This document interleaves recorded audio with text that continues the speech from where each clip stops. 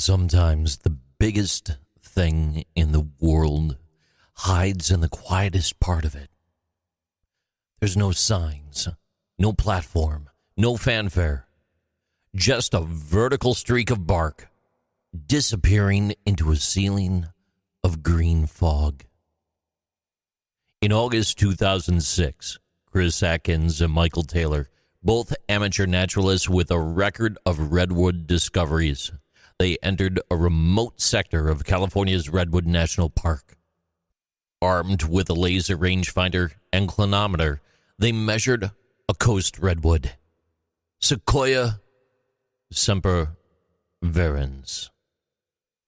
It soared higher than any other tree on Earth, 379.7 feet. That's 115.7 meters tall. They named it Hyperion, after the Titan of Light. It wasn't grown in a curated grove or a landmark zone. It emerged centuries earlier in obscurity, likely between 1200 and 1400 AD. That puts its birth before the construction of the forbidden city of Beijing, before the Black Death swept through Europe, and before Columbus reached the Americas. Through all of that, Hyperion simply grew, slow, steady, and vertical. Redwoods survive where most trees can't. The coast redwood exists only along a 450-mile, 724-kilometer coastal band from southern Oregon to central California. It drinks up fog. Up to 40% of its water is absorbed directly through its leaves. It welcomes fire. Its bark is up to 12 inches or 30 centimeters thick. It resists flame and insulates the living core. Fires clear competitors and recharge the soil. This is nature's long game.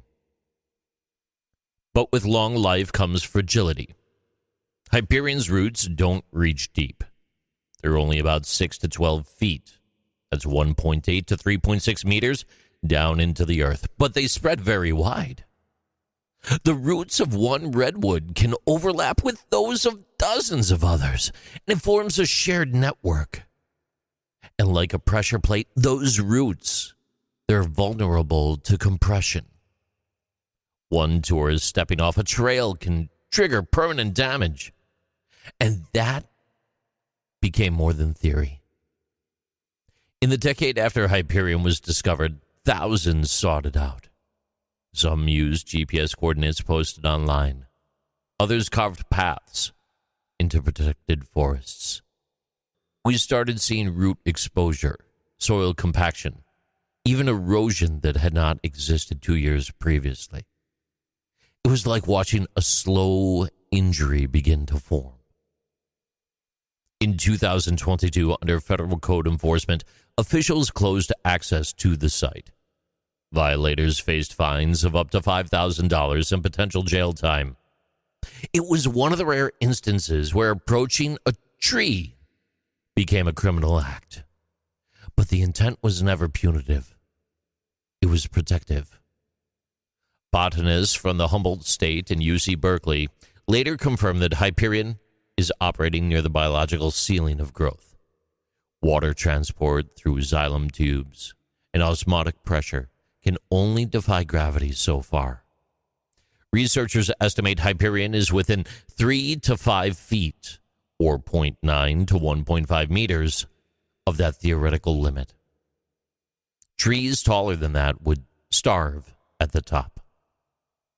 Still, it's technically not the most massive.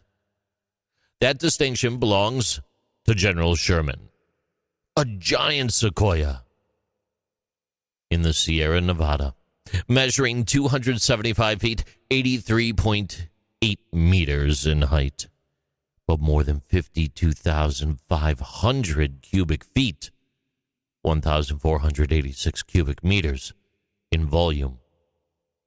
While Hyperion reaches higher, Sherman holds more weight. Literally. It's huge. But the story of General Sherman is an interesting story for another time. Different trees, different mountains, same state. And yet Hyperion has never been seen from a road. It's invisible to drones. Photos do not do it justice. Its scale can't be captured. It can be imagined, though. That's its power. So now, Hyperion, it remains where it always was. Mist-shrouded, bark-armored, rooted in a slope where even sunlight hesitates to linger. Not all great things are meant to be approached. Some, like this one, are meant to be left standing, quiet, beneath the fog. These are Interesting Things with JC.